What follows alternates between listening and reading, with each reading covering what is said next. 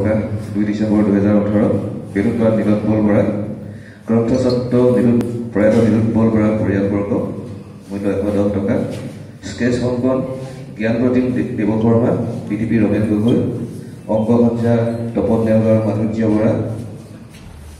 মুদ্ৰক Messrs UG হৈছে তৰাজান যোৰহাট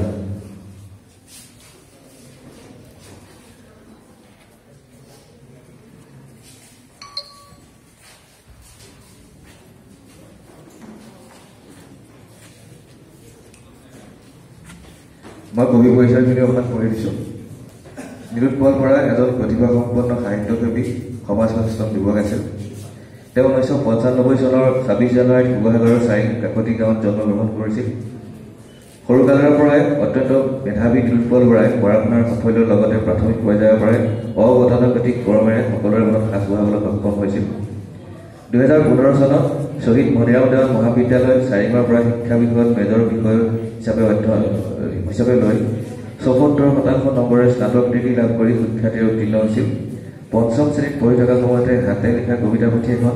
সম্পূৰ্ণ নিজস্ব পৰিকল্পনাৰ প্ৰকাশ কৰি চাৰিং মজলীয়া মহাবিদ্যালয়ৰ সকলোৰে মন জয় কৰা নীলোৎপল বৰাই পৰৱৰ্তী সময়ত মহাবিদ্যালয়ত সেই ধাৰা অব্যাহত ৰাখি উপন্যাসিকা কবিতা পাণ্ডুলিপি ইত্যাদি লিখা গল্প ইত্যাদি সাহিত্যৰ বিভিন্ন প্ৰতিযোগিতাত প্ৰথম পুৰস্কাৰ লাভ কৰি বৰ্ষশ্ৰেষ্ঠ সাহিত্যিকৰ খিতাপ অৰ্জন কৰিছিল এজন ভাল চিত্ৰকৰ হিচাপেও নীলোৎপল বৰাই তেওঁ অসামান্য প্ৰতিভাৰ স্বাক্ষৰ বহন কৰিছিল হস্ত নিৰ্মাণৰ ক্ষেত্ৰতো তেওঁ অন্যান্য প্ৰতিভা আছিল নিজৰ গাঁৱৰ নামঘৰ ৰাস কৃষ্ণ আৰু ধৰ্মবীৰৰ ভাৱ প্ৰদৰ্শন কৰাৰ উপৰিও কলেজীয়া দিনত নাটকতো অভিনয় কৰি সকলোৰে মন জয় কৰাৰ লগতে বিভিন্ন খেল ধেমালিতো তেওঁ পাৰদৰ্শিতা দেখুৱাবলৈ সক্ষম হৈছিল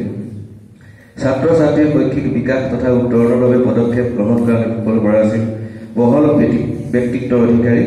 বিগত 4 অক্টোবৰ 2017 তাৰিখে লাহোৱালত অনুষ্ঠিত সাক্ষাৎকাৰী ঘৰলৈ ঘূৰি অহাৰ পথত মৰাণত এক আকস্মিক দুৰ্ঘটনাত পতিত হৈ তেওঁ অকাল বিয়োগ ঘটে আমি কিতাপখন উন্মোচন কৰিবলৈ লৈছোঁ হাতেৰে যেতিয়া খেপিয়াই নাপাবা মোৰ হাত খিৰিকী খুলি দেখিবা দূৰ পাহাৰৰ নামনিত মই ফুলি থাকিম কনক চম্পা মই তোমাক আমি সদায় মনত ৰাখিম নীলোৎপল তুমি য'তেই আছা কুশলে থাকা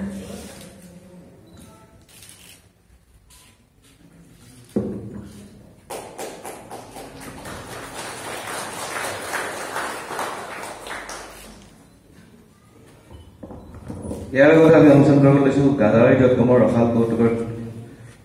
তৃতীয় সংস্কৰণ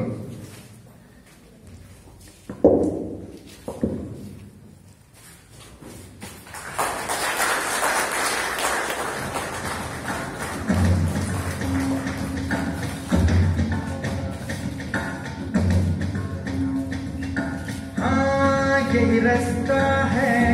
तेरा तूने अब जाना है